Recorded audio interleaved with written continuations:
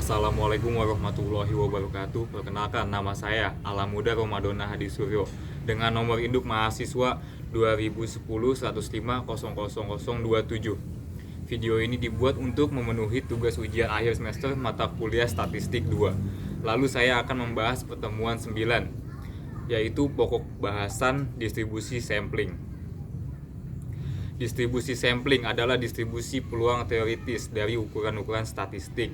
Misalnya adalah rata-rata, varian, atau proporsi. Termasuk juga distribusi beda dua rata-rata dan beda dua proporsi.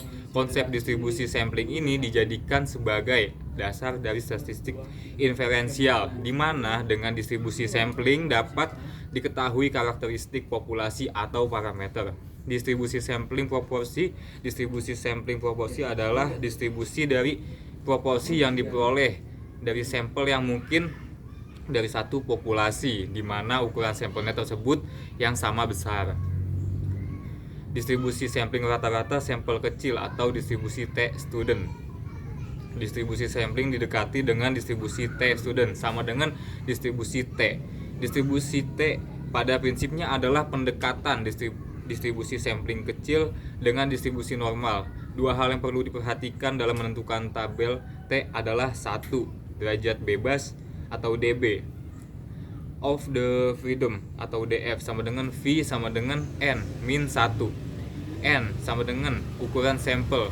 2. Nilai A sama dengan luas daerah kurva di kanan nilai plus tabel atau luas daerah kurva di kiri nilai dikurang tabel, biasanya A dibagi 0,1 sama dengan 10% dibagi 0,05 sama dengan 5% dibagi 0,025 sama dengan 2,5% dibagi 0,01 sama dengan 1% dibagi 0,005 sama dengan 0,5%. Nilai A terbatas karena banyaknya kombinasi dB yang harus disusun. Lalu nilai tabel ditentukan dengan menggunakan nilai A dan dB, sehingga tabel sama dengan T dalam kurung dB dibagi A2.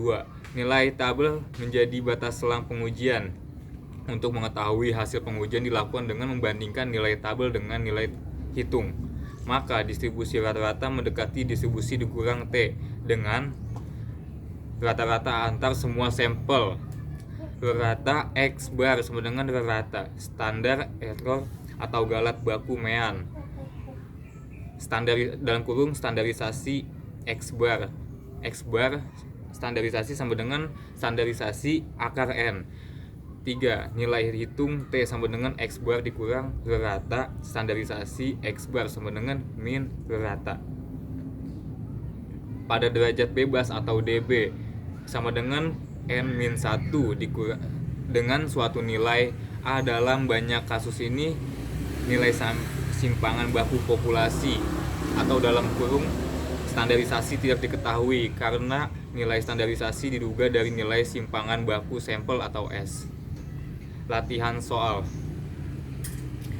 Bank Aman menghitung tabungan seluruh nasabahnya. Setelah perhitungan, bank tersebut mendapati bahwa rata-rata tabungan setiap nasabahnya sebesar Rp2.000 dengan deviasi standar Rp600. Apabila seorang peneliti mengambil sampel sebanyak 100 nasabah, berapa probabilitas jika A. Rata-rata sampel akan terletak antara Rp1.900 dan Rp2.050. B. Rata-rata sampel akan lebih kecil Rp2.050. C. Rata-rata sampel akan lebih kecil dari Rp1.900. Jika penelitian mengambil sampel 100 dari 600 populasi, akan terdapat C atau dalam kurung 600 dikali 100 kombinasi sampel yang mungkin dekat mungkin dengan kata lain. Kan terdapat sebanyak C atau dalam kurung 600 dikali 100 rata-rata sampel. Jumlah rata-rata sampel tersebut cukup banyak sehingga distribusinya normal. Hal ini konsisten dengan dalil batas memusak. Distribusi sampling rata-rata ini memiliki rata-rata dan deviasi standar dibagi sebagai berikut. Prorata sama dengan Rp2.000. Standarisasi sama dengan standarisasi dibagi atau per akar N dikali 600 di 600 per akar 100 sama dengan 60. Penyelesaian. Selanjutnya untuk menyelesaikan soal tersebut kita akan menerapkan konsep menghitung IVAS daerah kurva normal sama dengan Z sama dengan X dikurang standarisasi X dibagi X. Untuk X sama dengan 1900 dikali 2 sama dengan 1900 dikurang 2000 per 60 sama dengan min 1,67 sama dengan 45,25%. Untuk X sama dengan 2050 dikali 2 sama dengan 2050 dikurang 2000 dibagi 60 sama dengan 0,83 atau sama dengan 29,69%. Maka T adalah 1900 kurang dari X kurang dari 2050 sama dengan 45,2% ditambah 29,67% sama dengan 74,9%. Selanjutnya B, P dalam kurung X kurang dari 2050 untuk X dan 2050 dikali 2 sama dengan 2050 dikurang 2000 dibagi 60 sama dengan 0,83 sama dengan 29,67%. Maka P adalah X kurang dari 2050 sama dengan 50% dikurang 29,67% sama dengan 20,33%. Yang C, P dalam kurung X kurang dari 1900%. Untuk X sama dengan 1900%, 1900 dikali 2 sama dengan 1900 dikurang 2000 dibagi 60 sama dengan 1,67 sama dengan 45,25%. Maka P adalah X kurang dari 1900 sama dengan 50% dikurang 45,25% dan sama dengan 4,75%. Selanjutnya pertemuan ke-10 yaitu pokok pembahasan pendugaan parameter. Definisi pendugaan parameter.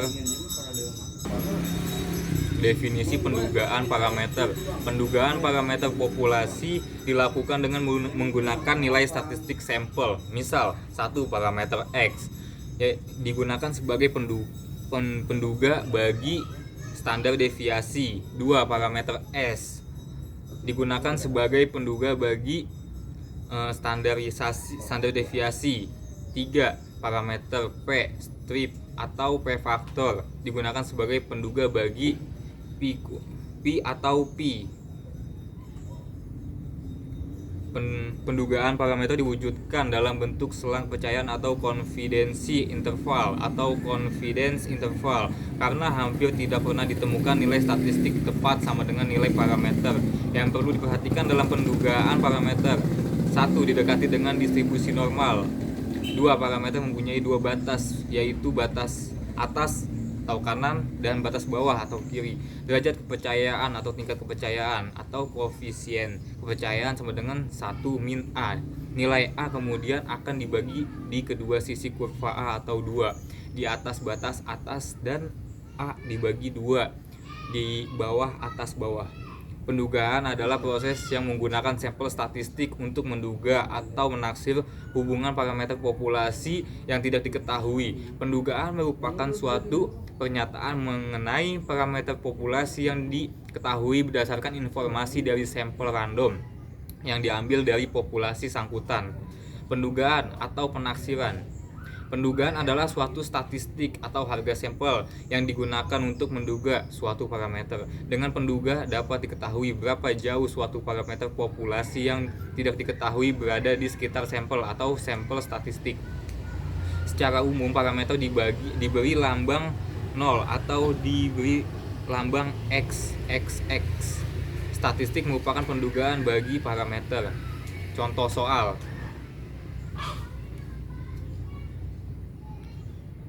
Dari 49 mahasiswa tingkat 3 diketahui bahwa rata-rata IPK-nya 2,72 dengan simpangan baku 0,4. A. Buatlah selang kepercayaan 99% untuk rata-rata IPK seluruh mahasiswa. B. Tentukanlah ukuran sampel agar selisih rata-rata sampel dalam kurung X dikurang bar dengan rata-rata populasi pada selang kepercayaan 99%, tidak lebih dari 8%. Penyelesaian. Diketahui N sama dengan 49, X bar sama dengan 2,72 dan S-nya 0,4%. Jawab A. Selang kepercayaan 99% untuk rata-rata IPK seluruh mahasiswa. Untuk A sama dengan 1%, maka A dibagi 2 sama dengan 0,5%. Sehingga 0,5% sama dengan 20.005 sama dengan 2.576. X bar dalam kurung 2A dibagi standar deviasi 2A dibagi 2 dikali standar deviasi per akar N tutup kurung kurang dari rata kurang dari X bar ditambah buka kurung 2A dibagi 2 dikali standar deviasi per akar N.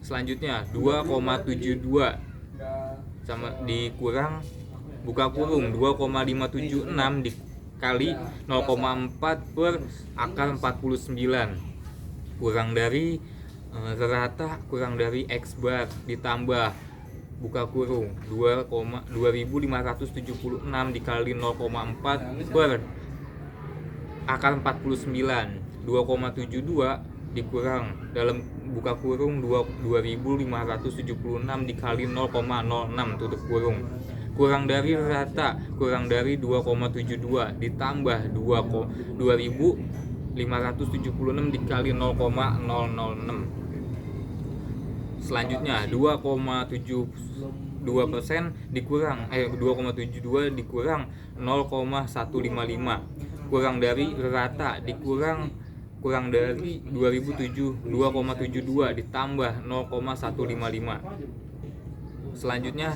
2.565 kurang dari rata kurang dari 2.875. Selanjutnya 2,75 kurang dari rata kurang dari 2,88. Selanjutnya B. Ukuran sampel pada selang kepercayaan 99% dan error tidak selisih dari 8%. Jawab.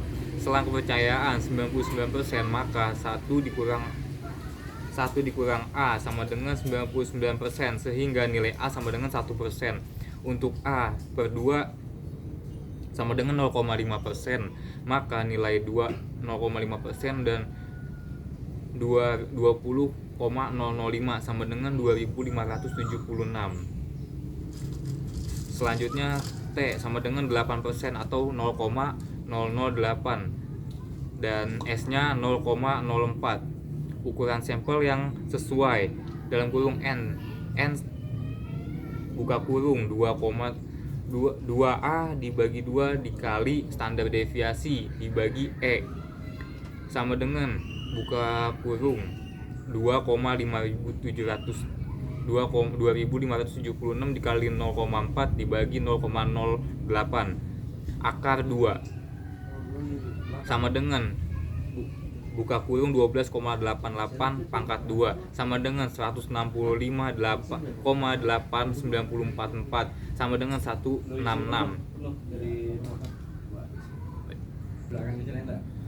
Selanjutnya yaitu pertemuan ke-11, pokok bahasan pendugaan parameter.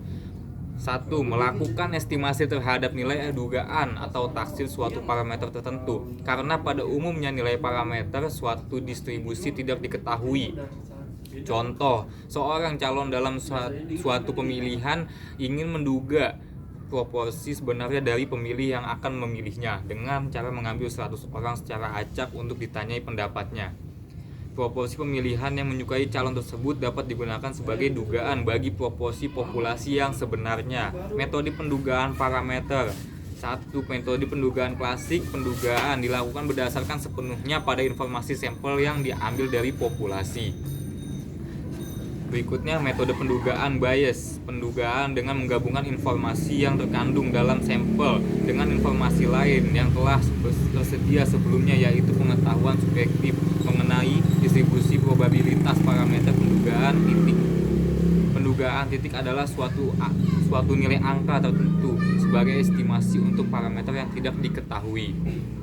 Selanjutnya, misal menduga rata dengan X. Pendugaan selang. Parameter ditaksir oleh harga di antara batas dua harga.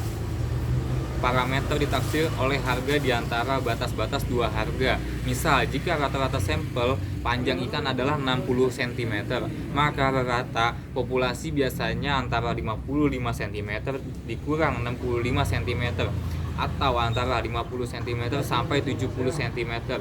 Semakin besar interval duga, semakin kecil selang kepercayaan. Semakin kecil interval duga, semakin besar selang kepercayaan. Untuk menduga interval rata harus didapatkan dua nilai statistik L dan N. Sedemikian sehingga P dalam kurung L kurang dari rata dikurang dari N tutup kurung sama dengan 1 min A. Interval hasilnya N kurang dari rata dikurang N. Dugaan interval dengan kepercayaan dalam kurung 1A untuk rata populasi yang tidak diketahui L dan N sama dengan kepercayaan atas dan bawah atau 1 min A sama dengan koefisiensi kepercayaan atau derajat kepercayaan. A sama dengan 0,1 diperoleh selang kepercayaan 90%. Latihan, contoh soal latihan. Contoh soal pertemuan 11. Diketahui N sama dengan 500, X 150, A selang kepercayaan 99% bagi proporsi populasi yang menyukai seafood. A sama dengan 1% dikali A per 2 sama dengan standar 0,01 dibagi 2 sama dengan 0,005, sehingga Z 0,005 sama dengan 2575. P sama dengan X dibagi N sama dengan 160 per 500 sama dengan 0,32. Selanjutnya Q sama dengan 1 dikurang P dan 1 dikurang 0,32 sama dengan 0,68. P dikurang buka kurung ZA per 2 dikali akar P dikali Q per N tutup kurung kurang dari rata dikurang dari P plus buka kurung ZA per 2 dikali akar P kali Q per N sama dengan 0,32 dikurang dalam kurung 2575 dikali akar 0,32 dikali 0,68 per 500 kurang dari rata 0,32 plus 2575 dikali akar 0,32 dikali 0,68 per 500 sama dengan 0,7 rata kurang dari rata 0,737. Jadi dugaan proporsi selang kepercayaan 99% adalah berkisaran antara 0,27 sampai 0,37. Selanjutnya yang B, berapa ukuran sampel agar kita dapat mempercaya 90% bahwa beda proporsi dengan proporsi populasi tidak lebih dari 0,05. Diketahui N-nya sama dengan 500, P-nya sama dengan 0,32 dan Q-nya itu 0,68. A 10% dikali A per 2 sama dengan 0,1 per 2 sama dengan 0,05, sehingga Z 0,05 sama dengan 1,685. N sama dengan buka kurung Z A kuadrat dikali Pi dikali Q per E kuadrat sama dengan 1645 kuadrat dikali 0,32 dikali 0,68 dibagi 0,05 pangkat 2 sama dengan 235. Jadi ukuran sampel dari selang kepercayaan 90% dengan proporsi populasi tidak lebih dari 0,5 adalah 235. Selanjutnya pertemuan 13, regresi berganda. 1. Hubungan linear lebih dari 2 variabel untuk memperkirakan atau meramalkan nilai variabel Y akan lebih baik apabila kita ikut memperhitungkan variabel dikurang variabel lain yang ikut mempengaruhi Y. Dengan demikian kita mempunyai hubungan antara satu variabel terikat Y dengan beberapa variabel bebas lainnya. Contoh X1, X2 sampai Xn. Misalnya Y sama dengan penjualan akan dipengaruhi oleh daya beli atau X1, harganya dalam kurung X2, impor X3 dan lain sebagainya. Misal Y sama dengan produksi padi akan dipengaruhi oleh daya bibit atau X1, pupuknya X2, curah hujan X3, luas sawah X4 dan lain sebagainya. Untuk meramalkan Y apabila semua nilai variabel bebas diketahui, maka kita dapat mempergunakan nilai harapan.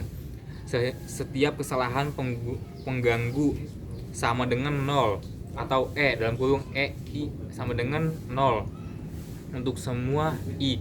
Persamaan regresi linear berganda hubungan Y dan X1, X2 sampai Xn dan sebenarnya. A. Nilai harapan setiap kesalahan pengganggu sama dengan 0 untuk semua I. B. Kesalahan pengganggu yang satu atau dalam kurung EI tidak berkorelasi bebas terhadap kesalahan pengganggu lainnya atau EJ, akan tetapi mempunyai varians yang sama. Dalam kurung EI, EJ sama dengan 0, I sama dengan J, E atau dalam kurung EI 2 sama dengan standar deviasi 2 untuk semua I apabila dinyatakan bentuk matriks. C. X1I, X2I sampai XKI merupakan bilangan real tanpa mengandung kesalahan. Dengan kata lain, matriks merupakan himpunan angka konstan atau fixed members. D. 4. Matriks X mempunyai rank K kurang dari N. Ada kolam dari matriks X yang bebas linear. Jumlah observasi N harus lebih banyak dari jumlah variabel atau lebih banyak dari koefisiensi regresi linear yang akan diestimasi. 2. Taksiran atau pendugaan tentang koefisien regresi parisal. Jika asumsi yang disebut di atas dapat dipenuhi, maka penggunaan metode kuadrat terkecil akan menghasilkan Bayes linear unbiased estimator atau BLEU terhadap koefisiensi B. Misalnya B sebagai pendugaan. B merupakan faktor kolom dengan K baris. Pengujian hipotesis koefisiensi regresi parisal untuk menguji hipotesis bahwa koefisiensi regresi parisal BJ mempunyai nilai 10, B 10.